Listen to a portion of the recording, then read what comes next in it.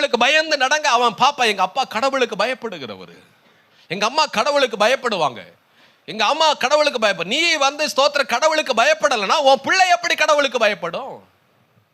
நீ கடவுளுக்கு முன்னாடி நிக்கலனா உன் பிள்ளை எப்படி ஆண்டவருக்கு முன்னாடி நிற்கும்? நீ கடவுளுக்கு முன்னாடி பயந்து நடக்கலனா உன் பிள்ளைகள் எப்படி கடவுளை தேடுவாங்க? நீ ஏன் கடவுளை தேடுறது கிடையாது, உன் பிள்ளைகள் எப்படி கடவுளை தேடுங்கிற? நான் நீ ஏன் ஜெபிக்கிறது கிடையாது, உன் பிள்ளை எப்படி ஜெபிக்க ஆரம்பிக்கும்?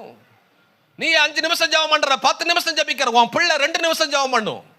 நீ 2 நிமிஷம் ஜெபம் பண்ணு, உன் பிள்ளைகளை ஜெபிக்கவே வராது. நீ மாசத்துக்கு ஒரு நாள் ஆலயத்துக்கு வருவ, உன் பிள்ளை ஆலய பக்கமே வராது.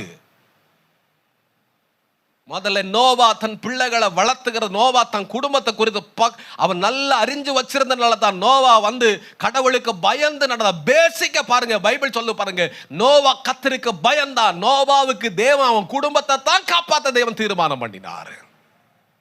நோவா குடும்பத்தை தீர்மானம் பண்ணினார் ஆண்டவர்.